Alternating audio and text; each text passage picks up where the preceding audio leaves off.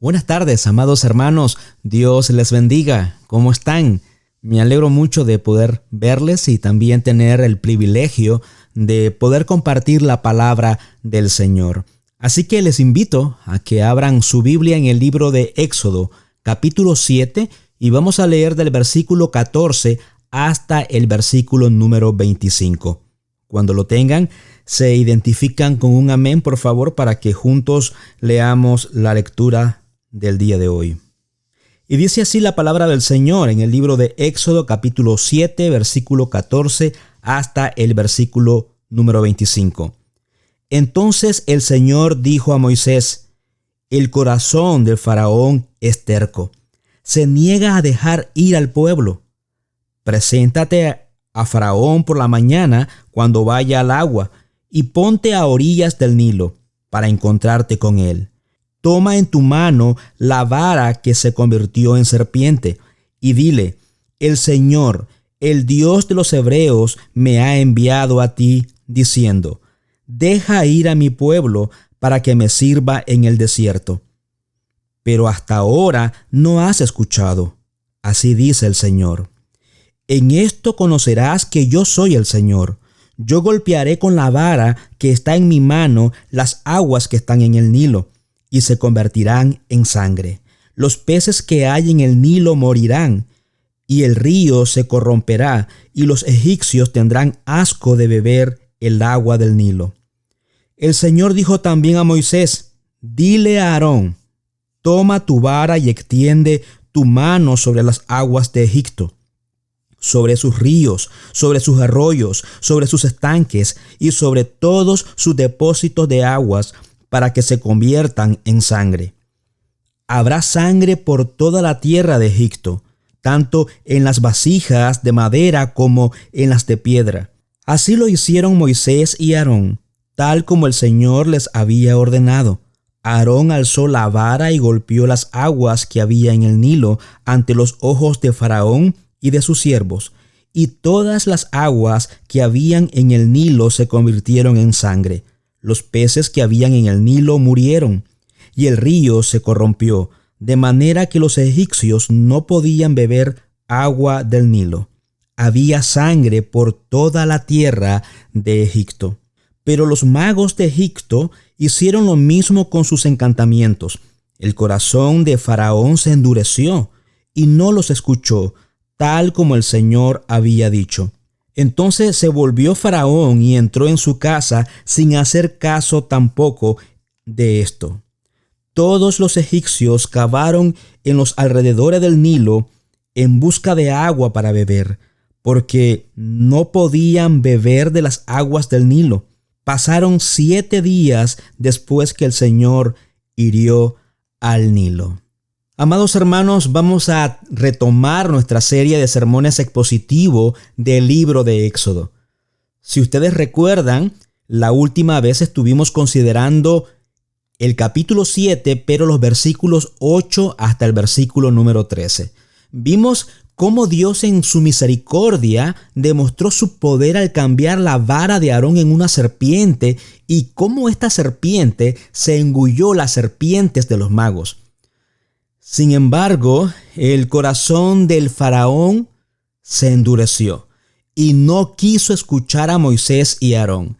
Y esta confrontación marca la pauta de lo que seguiremos viendo en los siguientes capítulos de aquí en adelante, con las 10 plagas que Jehová Dios trajo sobre Egipto. Amados hermanos, en los próximos capítulos vamos a ver cómo esta rebelión del faraón está a punto de salirle caro. Amados hermanos, la rebelión contra Dios siempre es muy costosa. Siempre perderemos cuando nos rebelamos contra el Señor. Dios enviará 10 plagas. La palabra plaga significa golpe, azote. Y esto ya nos indica de entrada que el Señor iba a traer juicio sobre los egipcios. No solamente sobre el faraón, sino sobre toda la población egipcia. Con la primera plaga, o golpe, o azote sobre el faraón, se despliega una nueva sección del libro de Éxodo. Si ustedes observan hasta ahora, la atención se había centrado en la preparación del libertador para el éxodo. Con esto yo me estoy refiriendo a Moisés, por supuesto. Pero a partir de este momento, la narrativa del éxodo se centrará en describirnos cómo Dios trata con el corazón obstinado, pesado, duro del faraón. Dios está a punto de enviar 10 plagas o juicios sobre toda la población de Egipto. Pero nos queda claro también, amados hermanos, es muy importante que tengamos presente que desde el principio Dios podía haber libertado a su pueblo de forma sencilla y repentina. Dios es todopoderoso. Él podía haberlo hecho en instante, pero Él prefirió alargar este proceso con una serie de plagas, 10 plagas. Y de esta manera, Jehová Dios, el Creador y Señor, se dará a conocer a los egipcios por medio de estos juicios. Dios había sido muy paciente con ellos por generaciones. Él había dado al pueblo de Egipto tiempo para que se arrepintiera y también lo reconociera como el verdadero Dios viviente. Pero ni los faraones, o ningún gobernador, ni el pueblo egipcio quisieron arrepentirse jamás. Y ellos continuaron con su idolatría, con sus costumbres malvadas. Incluso habían esclavizado al pueblo escogido de Dios, a Israel. El pueblo que Dios escogió para llevar la simiente prometida, el Salvador del mundo, el Señor Jesucristo. El pasaje de hoy, amados hermanos, abarca la primera plaga, agua convertida en sangre. Y esta plaga nos demuestra de que Él es Jehová. Él es el Dios de salvación. Él es el único Dios soberano que tiene el control sobre toda la creación. Pero también es importante que recordemos, amados hermanos, que la situación trágica que originó el juicio de Dios fue que el corazón de Faraón se había endurecido contra Dios y negó libertar al pueblo de Israel. Nosotros bien podríamos decir de manera quizás inmediata qué malvado era el corazón del faraón. Pero el endurecido corazón del faraón, amados hermanos, es un retrato de lo duro y muerto que está el corazón de un hombre sin Cristo. Solo la obra del Espíritu Santo puede hacer que un corazón pase de muerte a vida para que pueda reconocer al Señor voluntariamente. El hombre en su estado natural no reconocerá nunca a Dios y solo doblará sus rodillas cuando Dios traiga juicio sobre ellos. Para el sermón de hoy tengo solamente 2 puntos. El primer punto, la revelación de Dios, y para esto estaremos viendo los versículos 14 hasta el versículo 19. Y el segundo punto de mi predicación lo he titulado La respuesta de Egipto a la revelación de Dios. Y para esto estaremos viendo los versículos 20 hasta el versículo número 25. Nuestro texto de hoy inicia con esta declaración de Dios. El corazón de Faraón es terco. Está endurecido, se niega a dejar ir al pueblo de Dios. La palabra endurecido puede ser traducida como un corazón pesado, un corazón que no quiere obedecer. Y eso fue lo que sucedió. Faraón se negó rotundamente a arrepentirse, se negó a liberar al pueblo de Dios para que le sirviera y le adorara a Dios. El corazón del faraón era terco, obstinado, duro como una piedra, inflexible. Y por eso Dios va a usar su vara justiciera para castigar a Faraón y humillar su pesado corazón. En esta primera parte de nuestro texto aprendemos que cuando Dios derrama su juicio, endurece más el corazón de los hombres para juicio y condenación. Pero también aprendemos que se da a conocer a los suyos para que le glorifiquen y le adoren. En el versículo 15, amados hermanos, notaremos que Dios le ordena a Moisés ir a Faraón por la mañana y le indica que cuando el Faraón sale a la ribera del río, por favor observe el texto, dice que le anuncie lo siguiente. Versículo 15 del capítulo que hemos leído, el capítulo 7. El Señor Dios de los hebreos me envió a decirte, deja ir a mi pueblo para que me adore en el desierto. Y hasta ahora te has negado a escuchar las demandas de Dios. Amados hermanos, si notamos, el Señor no ha cambiado sus demandas o sus términos. Dios quería que Faraón dejara ir a su pueblo. Esa fue la comisión que le había dado a Moisés cuando se le apareció en la zarza. Podemos ver o podemos confirmar esto en Éxodo capítulo 3, versículo 10. Es lo mismo también que Dios le dijo a los ancianos de Israel que demandaran cuando fueran por primera vez con Moisés al palacio de Faraón. Éxodo capítulo 3, versículo 18. Y es lo que dijeron Moisés y Aarón la primera vez que Faraón le concedió audiencia. ¿Qué fue lo que dijo? Éxodo capítulo 5, versículo 1. Deja ir a mi pueblo. Amados hermanos, si observamos, Dios insistió una y otra vez en que Faraón dejara ir a su pueblo. Y siguió exigiendo su liberación hasta que finalmente fue concedida. Y esto lo veremos más adelante en el capítulo 12 de Éxodo. Amados hermanos, la forma en que Dios trató al Faraón muestra que sus demandas no son negociables. Cada vez que el Faraón se encontraba con Moisés y Aarón, se enfrentaba con el mismo Dios haciendo la misma demanda. Deja ir a mi pueblo. Dios nunca cambió sus términos ni tampoco emitió una contraoferta. Dios es el mismo de ayer y de hoy. Él es inmutable. Dios nunca cambia sus términos. Los planes del Señor permanecen firmes para siempre. Los propósitos de su corazón son por todas las generaciones, lo afirma el Salmo 33, versículo 11. Pero ¿cómo podemos aplicar esto, amados hermanos, a nuestras vidas? Bueno, amados hermanos, lo que fue cierto para el Faraón durante el Éxodo es cierto para todas las personas en la salvación. Los términos de Dios permanecen sin cambios. Lo que Dios demanda hoy es lo mismo que exigió en los tiempos de los apóstoles, cuando la gente preguntó, ¿qué tenía que hacer para ser salvo? Los apóstoles, ¿qué le dijeron? Cree en el Señor Jesús y serás salvo. Hechos capítulo 16, versículo 11. Dios todavía, amados hermanos, demanda que las personas se arrepientan de sus pecados y crean en Jesucristo. Amada Iglesia Latina, no debemos hacer una contraoferta. No estamos llamados a cambiar el mensaje del Evangelio. No estamos llamados a suavizarlo. No estamos llamados a decorarlo. No, amados hermanos, no existe otro mediador entre Dios y los hombres. Solo Jesucristo, hombre, nos dice la palabra del Señor. Habiendo dicho esto, en los versículos 16 hasta el versículo 18 encontramos que Dios ordena a Moisés a meter su vara, ¿a dónde?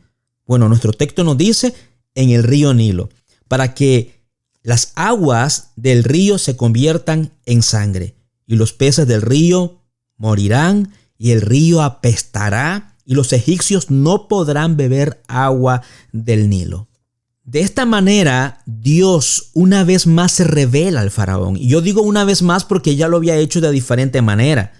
Porque el Señor se había dado a conocer, amados hermanos, de diferentes formas al Faraón. Por medio de Moisés, su profeta, por medio de su palabra misma. Y ahora Él envía esta plaga o señal para respaldar que Él es el único Dios verdadero, el cual ha hablado. Aquí también podemos observar algo. Aquí podemos observar el papel que jugaban estas señales. Y lamentablemente, en nuestros tiempos, en muchas de las iglesias se ofertan o se ofrecen supuestas señales. Incluso se ofrecen cada semana noche de milagros sin entender cómo estas señales que se realizaron en tiempos antiguos se relacionan con la palabra de Dios. Amados hermanos, amada iglesia, recuerden, Dios se revela siempre por medio de su palabra. Y cuando ofreció señales, fue para confirmar su palabra. Esto es lo que vemos en nuestro texto de hoy.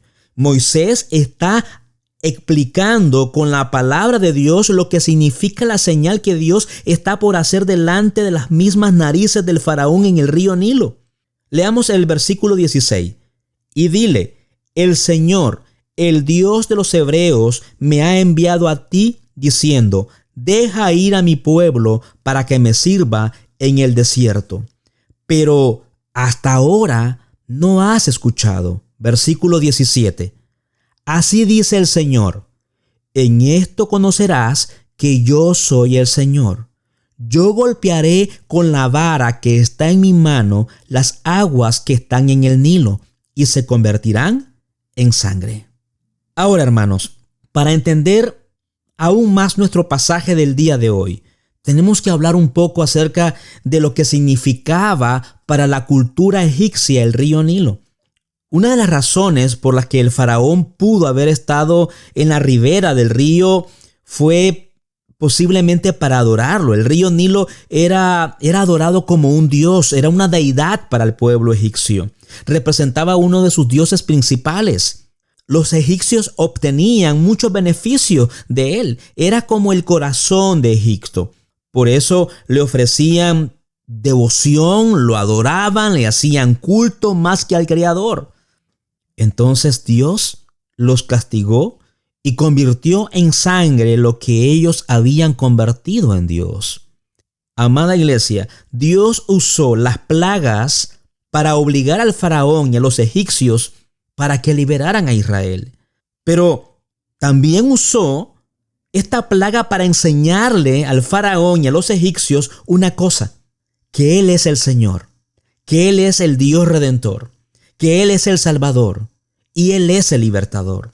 Él es el único Dios vivo y verdadero, el soberano, el Rey del universo, el Dios que controla la naturaleza y toda la historia. Bueno, habiendo dicho esto, amados hermanos, a partir de lo que hemos visto, te tengo una pregunta. ¿Cuáles son los ídolos de tu corazón? Eso creado que nosotros idolatramos. Dios, tarde o temprano, escúchalo, amado hermano, eso que tú has creado como un ídolo, Dios, tarde o temprano, justamente te lo quitará. O hace un azote para nosotros de aquello que nosotros hacemos como un competidor con Él, o tú te arrepientes. Amado amigo y hermano que está aquí en este servicio de adoración, y también para los que escuchen esta predicación, no nos sintamos superiores a los egipcios. Cuidado con decir de manera apresurada, qué ingenuos eran los egipcios para pensar que podían hacer del río Nilo un dios. Qué tonto que eran los egipcios en pensar y llevar ofrenda a un río y que esto le traería paz, gozo y felicidad. Esto es demasiado absurdo, hermano Ismael, para creerlo. Amado hermano, ruega al Señor en oración para que te guíe y tú puedas examinarte de manera sincera tu corazón y te muestre tus propios ídolos. Aunque tú y yo no nos inclinamos ante estatuas de piedra y no hagamos platos de comida para ponerlo delante de un objeto, adoramos ídolos de otra manera. Juan Calvino comentó sobre esto cuando escribió: el corazón humano es una perpetua fábrica de ídolos. Amado hermano, los ídolos no solamente son estatuas de piedra. No, los ídolos son pensamientos, deseos, anhelos y esperanzas a los cuales le rendimos culto en lugar de hacerlo al Dios vivo y verdadero. Los ídolos de nuestro corazón también hacen que ignoremos a Dios, igual que el faraón. Cuando tú buscas lo que piensas que necesitas y dices que no puedes vivir sin eso. Imagínate, amado hermano, si los egipcios pudieran ver los ídolos ante los cuales muchas veces nos postramos hoy día. Y que también nosotros tenemos ese potencial de hacer un ídolo de cualquier cosa. Podemos hacer un ídolo de nuestros hijos, del esposo, de la esposa, las posesiones, ese deseo extremo por tener algo y no importa qué precio pagar. Y también he observado que cuando se idolatra algo, a menudo va acompañado con una actitud de competencia pecaminosa. Por ejemplo, yo he podido observar padres de familia en mi vecindario y en la escuela donde van mis hijos, compitiendo quién tiene el hijo mejor, el más inteligente. Otros compiten por tener más o mejores cosas que el vecino y se afligen a veces de manera extrema cuando el vecino está mejor que ellos y tiene mejores cosas que ellos. Y pensamos de manera tonta que el obtener estos objetos y el estar mejor que nuestro vecino nos traerá contentamiento, estabilidad, felicidad. Y no importa si para obtener eso tengo que sacrificar mi relación con Dios y mi comunión con mi prójimo. Otros idolatran su estatus, otros idolatran admiración de otros. Incluso, amados hermanos, podemos idolatrar algunos aspectos de la iglesia. Algunos idolatran el templo, otros idolatran incluso su estatus dentro de la iglesia. El ser el mejor predicador, el mejor pastor, la mejor iglesia con la mejor doctrina. Y al igual que el faraón, podemos llegar a tener un corazón pesado. Podemos tener esa actitud también del faraón de no querer escucharlo. Amado hermano, si tú no desmantelas estos ídolos que están en tu corazón, si tú no quieres exponerlo delante del Señor, si tú no quieres liberarte, no te quieres humillar, no te quieres arrepentir y no quieres rogar al Señor que te ayude, que te guíe a que tú puedas desmantelar estos ídolos de tu corazón y que solamente te rindas en adoración al Dios verdadero, el Señor te va a confrontar, amado hermano. Y al igual que el faraón, tenemos un corazón pesado. No queremos ver ni escuchar a Dios. No queremos desmantelar nuestros ídolos porque no queremos exponerlos.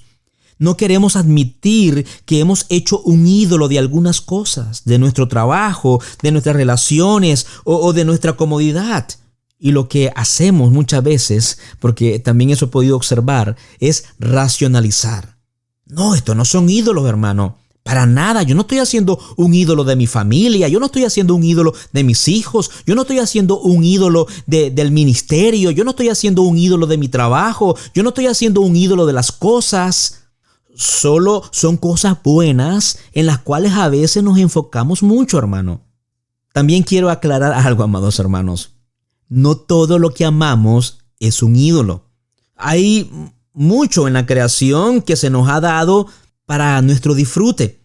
Podemos apreciar esas bondades, esas dádivas de Dios, pero sin hacer de ellas un reemplazo de nuestro Señor.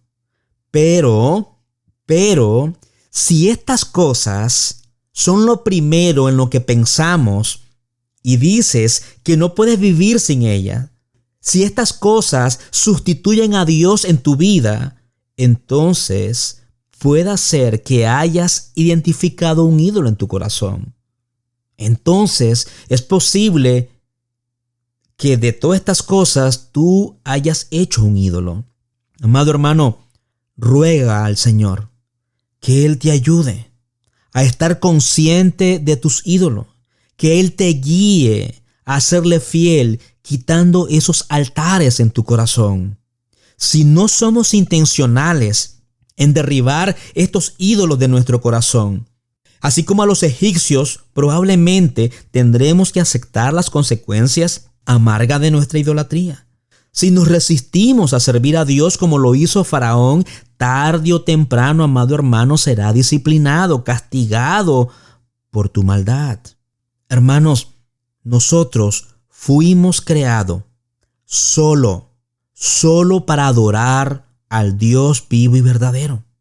Y así como la liberación de Israel de la esclavitud no era el fin último del Éxodo, nuestra liberación del pecado no es el fin último. En Cristo, Dios nos ha librado, de la muerte y la condenación para que seamos libres, no para hacer de nuestra vida lo que queramos, sino para que vivamos solamente para Él. Nuestras vidas solo encuentran sentido adorando y sirviendo al único Dios verdadero.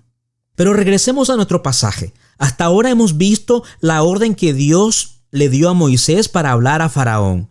Hemos visto la ejecución del juicio o la señal, de cómo Dios obró por medio de sus profetas y cómo se ocasionó un desastre ecológico de proporciones inimaginables. Dios convirtió el río Nilo en un río sangriento y lleno de mortandad. Este milagro que se describe en este capítulo no tiene nada que ver con algas o sedimentos que podrían eventualmente hacer rojas las aguas del Nilo. No, yo he leído muchas hipótesis, hermano, y muchos tratan de dar una explicación lógica a esta señal. El río Nilo se convirtió en sangre, nos dice la palabra del Señor.